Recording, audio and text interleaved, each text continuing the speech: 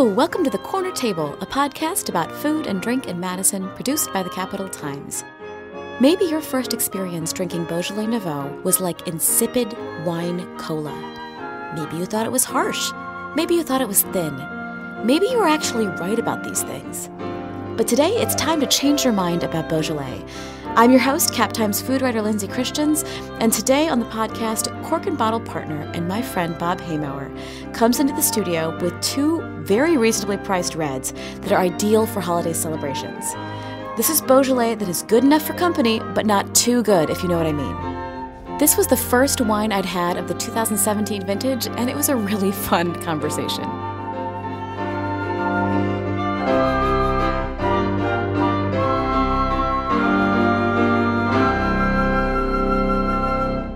Bob, welcome. Hey, Lindsay.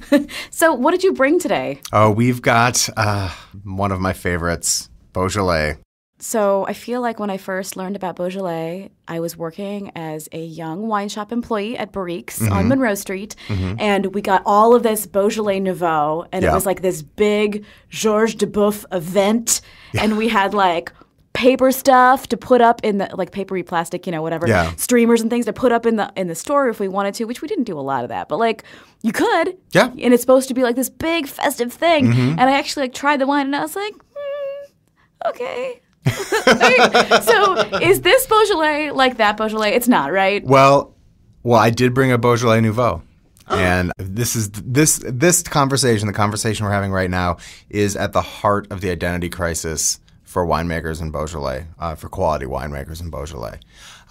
Beaujolais Nouveau is actually a really great tradition. It's wine released from the current vintage. So right now they literally just released the 2017. And it's fun. It's designed to be fun. It's light and tannin. It's super quaffable. It's, we did talk previously about one of my favorite hashtags, CRDubs, chillable red wine. And it's totally chillable. And it's great for this time of year. All this traditional, kind of holiday meals, these lighter bodied red wines, a little bit lower in alcohol, allow you to celebrate longer. And they're really versatile with whatever might be on your holiday table, whether that's turkey or ham or lamb or like all these things and all the sides and everything that everyone brings. It's good before dinner. It's good after dinner. So I did bring a Beaujolais Nouveau because I think we need to reclaim it. I think we need to celebrate the high quality producers that put out this really kind of fun thing. A lot of more serious wine folks have poo-pooed it for years, but there are great producers making fun wines, and not everything needs to be serious. So we have the Nouveau, which is designed to be just kind of drunk and forgot about, but fun and celebratory. And then you have, kind of Beaujolais level appellation. And then you have the Cru. There are 10 Cru in Beaujolais, and those are generally where the higher quality wines come from. And a Cru is just like an estate, or is it an area of? It's an area. So in Beaujolais, the Crus are centered around villages like, Morgon, Moulin-à-Vent, or hills, Moulin-à-Vent, Juliana, Saint-Amour. There's a lot. Like the range in the Beaujolais Cru, because I did a little drinking of them last fall, I think. I got really into them for a little while. Yeah. And I was noticing that like some of them can be really meaty and kind of like that kind of savoriness to them, but others are very floral. And you can get this huge range, but they're all kind of from the same grape. They're obviously from the same grape, but they're also from the same area. Yeah. Many of them from similar vintages. But you could have just this wide range of flavors within that. Absolutely. And the grape that we're talking about is gamay. And really it takes on the characteristics of soil, and it takes on the characteristics of, the terroir, like the climate, this climate specific to where it's grown, the soil type. And then it also really, it depends on, how it's treated in the cellar. There's a lot of different philosophies in terms of winemaking in Beaujolais, and they can go from everyday kind of table wine to more serious things. And, they are really high quality wines. They're world-class wines that you can get for not a lot of money. And, in the 30s, we'll get you an amazing bottle of Beaujolais, Cru Beaujolais. To really specifically apply this wine to holiday drinking and holiday celebrations, when I go home to Ohio to visit my wonderful family, my mom wants to know, how sweet or dry the wine is going to be. Those two things being on opposite ends of my mother's spectrum of wine drinking, right? Yeah. And I have always thought of Beaujolais as being one of those wonderful sort of fruity, usually, fairly high acid red wines that can be like okay for white wine drinkers too sometimes if they don't know if they like red at all, because it's not going to have a ton of tannin. It's not going to be super boozy. It's a little bit lighter on its feet. But like if you're going to try to describe these wines, the wines that you brought, the wines of Beaujolais to my mother, what are you going to tell her? This is how I talk about Beaujolais to folks. It is a dry wine. There is not residual sugar. It is not a sweet wine. That said, it's not a drying wine. It is not a wine that will make your mouth dry because of the tannins. It's very light. It's very, fruity and round and playful. It's not this kind of brooding, heavy palate weight, wine. It's wine that's very friendly. Those years ago when I first encountered Beaujolais Nouveau, I had some really bad Beaujolais Nouveau. There's a ton of really bad Beaujolais Nouveau. The thing that makes it bad is usually a harshness where it's almost like, it reminds me almost of like acetone. Like it's just, it can get really unpleasantly harsh. And also have no body at all. Yeah. And so I think those are a couple of the challenges. And you'll get that in like the $7 to $9 or $10 range of some of these Beaujolais. That said, there are Beaujolais where I would bring them home, and if my mom put, and not that she would do this, I'm sorry, Mom. If my mom put a cube of ice in her wine to chill it down or something, or wanted to mix it with Coca-Cola, which I've seen before. Hey, don't knock a Calimocho. I've heard that. I've actually had some Calimocho that's actually pretty good. I just don't want my really good wine. Yeah, of course. Naturally. It's fantastic for camping, by the way. Always camp with wine. But there are wines like that I would bring home that I would say, okay, well, I would, do a sangria with it or something else. But bad Beaujolais is around. And frankly, when we talk about this identity crisis that Beaujolais had, there was a time period where, these larger producers, like DeBoeuf, were not making particularly carefully made products. They were industrial products that were pumped out for cash. Thoughtfully made Beaujolais is amazing. Industrial Beaujolais is awful. It's plonk. Yeah, total plonk. And it's really it's sad and it's unfortunate because this is going to be the first wine I've consumed from 2017. In the Western, in the Northern Hemisphere, right? So that's kind of fun. And it's really easy to drink, which is super fun. The identity crisis there between the kind of industrial versus the more artisan producers is something that I think Beaujolais is going to have to grapple with for a while. Well, let's give these wines a taste, Let's shall we? do it. Lindsay, we're going to do it. I'm making you drink some Beaujolais Nouveau. So this is this is from Jean Paul Brun. This is Terre Dorée. This is all old vine Beaujolais Nouveau. So this is 2017. Oh my gosh. I have not had this yet this year, and I am really, really excited I just listened to my first Christmas song of the season. Oh, nice. So it's so appropriate. Wait, which one? It was Mariah Carey, All I Want for Christmas Is You. That's a pretty good one. I have no regrets. That's pretty good. I stand in my truth. I'm a Darlene Love guy myself, but that Mariah Carey track's pretty great. Wow, that is like the most charming fruit on the nose. It is very aromatic. It's got like lovely red fruit. Yeah, it's like cherry. It's like a cherry sucker. Yeah. It's not, though. I feel like sometimes with Beaujolais I get like cola, and I'm not getting that really with this. Like it does have kind of a sweetness on the end, but. Oh my, that's fantastic. I did good, Lindsay. This stuff is so fun. So do they not put this in oak at all? It's not aged at all? No, I think it's just like pressed and fermented and pretty much, bottled and shipped. what I love about this wine is that it has those lovely cherry flavors, but the finish is so full. Like it's a lovely ruby color, but it's got that high acid. And I'm thinking about the things that you eat around the holidays, the richer foods. It's going to have the beautiful acid for that, but it's also not going to overpower anything. It's true. Like turkey is turkey. Yeah. So, no matter what you do to it, unless you like glaze it and fry it. I think this would go beautifully with all those things. If your guests arrive and they want a glass of red wine, greeting them with it, they can take it, they can drink it before dinner, sit down with it, have it throughout with, the salad. It works with it all. And that's like, this time of year, it's really nice to have wines like that.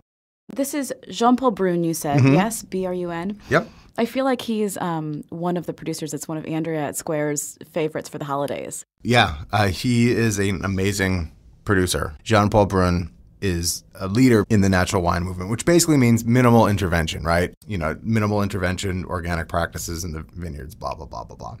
The unfortunate thing about a lot of natural wines, in my experience, is that they can taste dirty.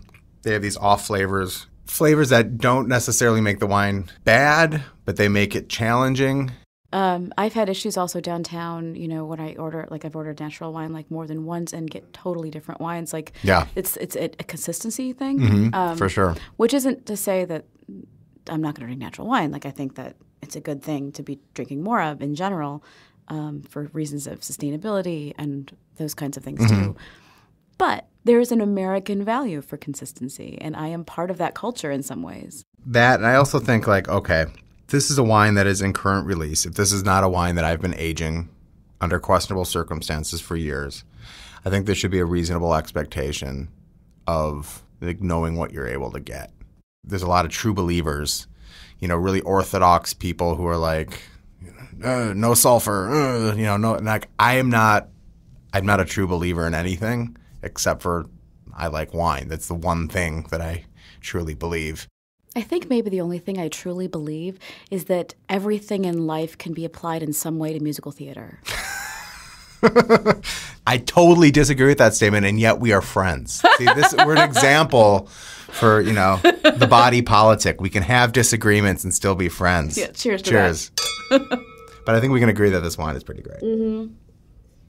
I've been saying lit a lot lately. Oh, this wine is lit.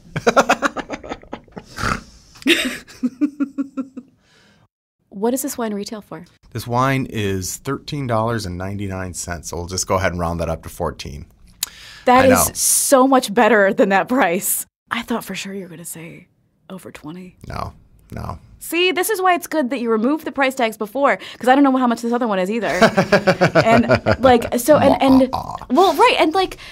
knowing how much something costs affects our perception of it. It does. It totally does. All right, so we have the Raisin Gallois from La Pierre. So this is La Pierre is based in Morgon, which is one of the 10 crus in Beaujolais. This is a seminal producer. This is an important producer.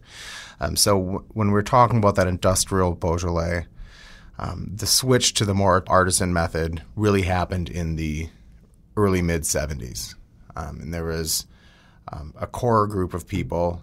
Jean-Paul Brun is kind of towards the later 70s with his first vintage, but the core group of people included Marcel Lapierre. He makes amazing wine. His flagship wine, the winery's most famous for, is their Morgon bottling. They're from the cru.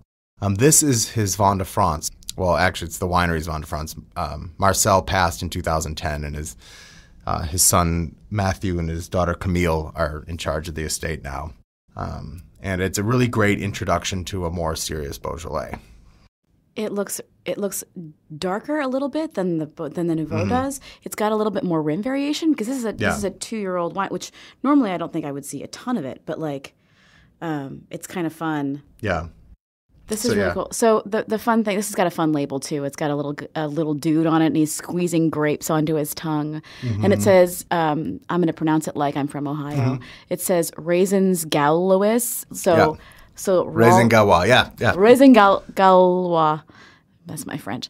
I'm sure I'm wrong too. The nose is immediately a lot, like it's bigger. The nose is sort of more pronounced. Yeah, it's got a little bit more kind of like this gaminess. Their house style, the style of the winery at La Pierre is one to really let the grapes ripen as long as possible. Gamay is a naturally lighter grape. These are cooler climates, so they really try to let the grapes hang on the vines and get as mature and ripe as possible. In terms of Beaujolais producers, has a little bit more oomph. It's got a little bit more of that kind of meaty gaminess. I can spot these wines because they always have this kind of ferrous minerality, this kind of irony thing going on. It still has a lot of that fruitiness, though. I feel like that long hang time is really kind of coming through in just how rich the fruit is. Yeah. It's also got a bit of a fuller body. And these are just two different style of wines made from the same grape. So these are both 100% Gamay. It demonstrates the difference between winemaking styles and terroir and where it's from. And this is just a Vin de France? Mm-hmm. So most of the grapes that go into this wine are from Morgon, which is within Beaujolais, but some of them are from just outside the Beaujolais appellation. So when you mix them like that, you can't label it as Beaujolais. French wine can be so challenging in that way because, normally if I see a Vin de France, it's sort of nebulous enough that you're like, you're not giving me enough information to make an informed decision. For sure. And again, this goes back to talking to someone that you trust in a wine shop. But yeah, and that's generally probably a pretty safe bet. This wine is different, Some of the most interesting, cool wines fall outside of the official government rules for being able to label something. And that doesn't mean they're any less. It just means that you need to know what you're looking at. How much does this retail for? $14.99. What? Yep. Again, I was like, so okay, $15. Well. Okay, I did it. I'm sorry. It's like the retail thing. It's $15. It's a $15 bottle of wine. It's important to me to have these interesting, fun wines and to demonstrate to people that you can really have a great experience and not spend a ton of money. If you want a glass of wine, you should be able to do it and not feel intimidated by the price or by how to pick it out. Man, I want cases of these guys. They're so good. Right? So good. This is going to be great for the holidays because this is my thing. I always want to drink well at these holiday gatherings, but I also need to bring something I'm not going to wince if somebody who doesn't care too much. Yeah. Sorry, people who don't care too much. I think that's fine. And I think we're going to have a bunch of people over for Thanksgiving this year. I don't necessarily break out the $100 bottles of wine that I have in my basement. And part of that is not because I don't think anyone deserves it, but it's not the occasion for that. Those wines need to be contemplated, and I think when I open an expensive or a rare bottle of wine, I want to be able to think about that. At the holiday party, I don't want to be the dude talking about wine.